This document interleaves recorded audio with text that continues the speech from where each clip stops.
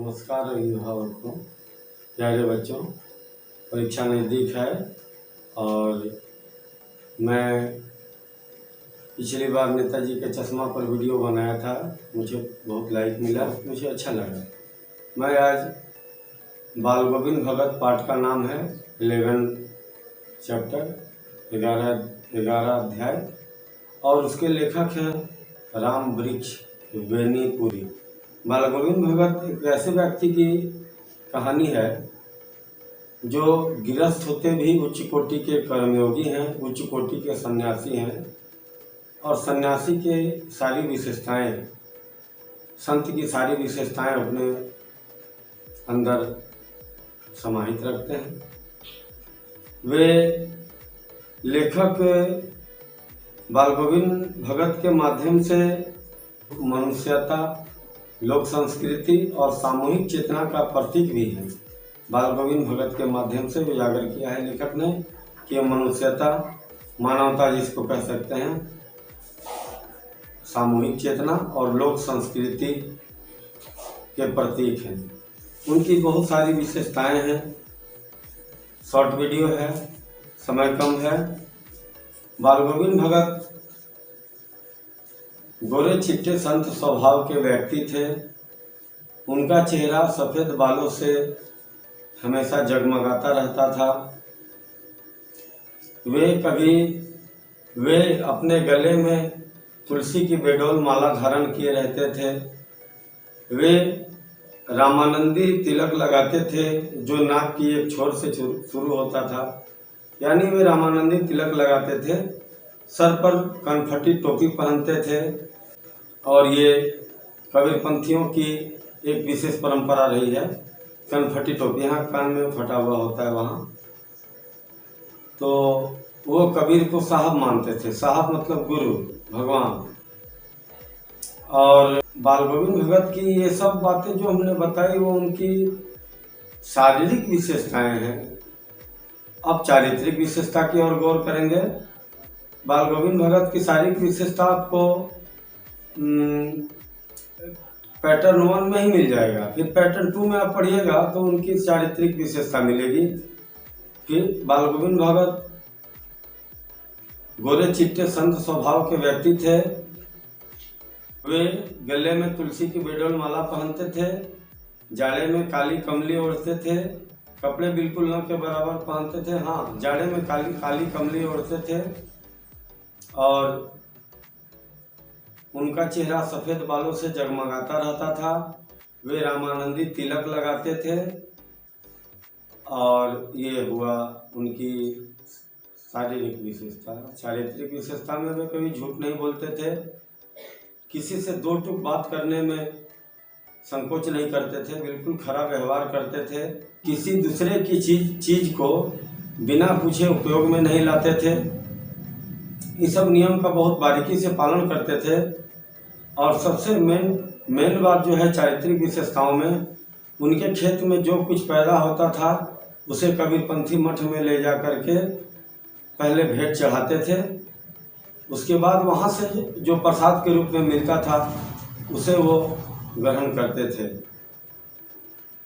यह रूढ़ियों पर प्रहार है और कवि लेखक इस बात की ओर भी इशारा करना चाहते हैं कि गृहस्थ होते हुए भी सन्यासी बना जा सकता है, जैसा कि बाल गोविंद भगत हैं।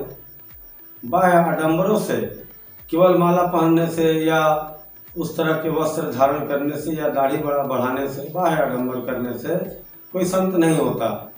उसके अंदर वैसी विशेषताएं होनी चाहिए। लेखक इस ओर भी इशारा करता है।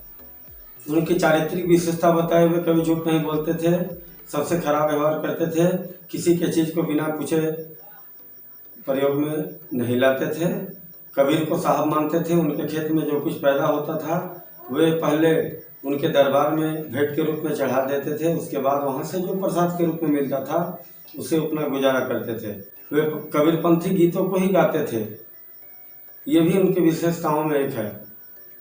सुबह भी गाते थे और शाम को भी गाते थे। शाम को कुछ मंडलियाँ चली आती थी।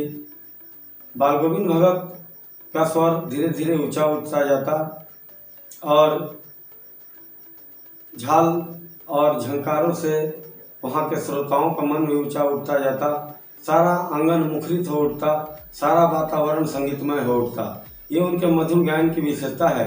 परंतु जब उनका सुस्त, बोदा और इकलौता सा बेटा मर गया, उस समय उन्होंने अपनी भावनाएं व्यक्त की इस तरह से कि उसके मृत शरीर पर एक कपड़ा ढक दिया, कुछ तुलसी दल और फूल जो हमेशा लगाए रखते थे उसके मृत शरीर पर बिखेर कर, और उसके सिरहाने एक दिया जला दिया और उसी तल्लीनता से वहां पर बैठ करके गीत गाने लगे, कबीरपंथी गीत गाने लगे। लेखक ने सोचा शायद पागल तो नहीं हो गए हैं, परंतु बाद में उन्हें पता चला कि नहीं, ये अमरता की ओर ले जाने वाली बातें हैं। तो बाल गोविंद भगत बीच बीच में इस बात को कहते कि विरहिणी आत्मा अपने प्रेमी परमात्मा से जा मिली, ये आनंद और उत्सव मनाने का समय है, रोने का नहीं। ये बच्चों को ये लाइन लिखना ही पड़ता है। उनके बेटे की मृत्यु के समय मैंने 2 लाइन क्वेश्चन बता दिया पहले, जो चारित्रिक और शारीरिक विशेषताएं थी वो। अब उनके बेटे की मृत्यु पर उन्होंने जो भावनाएं व्यक्त की वो भी मैंने लाइनों में बताया। जो मेन लाइन है उससे पहले कुछ क्रियाक्रम था, वो तो सबके साथ होता है।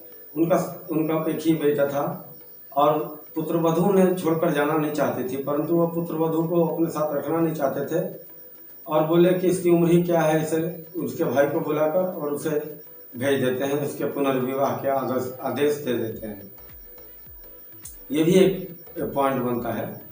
परंतु कबीर को साहब मानते थे, उन्हीं के गीतों को गाते थे, उन्हीं के आदर्शों पर चलते थे और उनके बेटे की मृत्यु पर उनकी पुत्रवधू रो रही है तो वे जाकर बीच बीच में बोल रहे हैं कि बेटी रो मत, आनंद और उत्सव मनाओ, क्योंकि ये विरहिणी आत्मा अपने प्रेमी परमात्मा से जा मिली, आनंद उत्सव मनाने का समय है। और उनकी एक और विशेषताएं बता दें कि वे उन सामाजिक क्रियाओं को नहीं मानते थे जो उन्हें के विवेक की कसौटी पर खरी नहीं उतरती थी, अर्थात वे बाह्य आडंबरों को नहीं मानते थे। बेटे की क्रियाक्रम में कोई तुल नहीं किया, बस इतना ही लिखना है। तुल का मतलब होता है कि लोग 10 कर्म 11 12 वगैरह करते हैं, डायरेक्ट लिखना है। बेटे की क्रियाक्रम में तुल नहीं किया। दूसरा, हमारे समाज, पुरुष प्रधान समाज में ये मान्यता है कि मृत शरीर की मुखाग्नि पुरुष वर्ग के द्वारा ही दी जाती है, परंतु उन्होंने मृत शरीर की मुखाग्नि अपनी पुत्र वधू से दिलाकर उस मान्यता का भी खंडन किया। और तीसरा, हमारे समाज में विधवा पुनर्विवाह की मान्यता नहीं है और बाल गोविंद भगत ने अपने पुत्र वधू को विधवा पुनर्विवाह का आदेश देकर उन प्रचलित मान्यताओं का खंडन किया जो उनके विवेक की कसौटी पर खरी नहीं उतरती थी। और बाल गोविंद भगत की पुत्रवधू कहती थी, मैं आपके चरणों में पड़ी रहूंगी, मुझे ना जाने दीजिए, आप बीमार पड़ जाएंगे तो आपकी सेवा शुश्रूषा कौन करेगा, आपकी देखभाल कौन करेगा, खाना कौन बनाएगा, आप बूढ़े हो चुके हैं। मगर बाल गोविंद भगत उसे अपने साथ नहीं रखना चाहते थे। पुत्रवधू बड़ी सुशील स्वभाव की थी, परंतु बाल गोविंद भगत उसे अपने साथ नहीं रखते हैं। और यही मूल सारांश है कहानी का। तो आपको बहुत सारे क्वेश्चनों का आंसर मिल जाएगा, आप गौर से सुनेंगे, ध्यान देंगे। धन्यवाद, थैंक यू।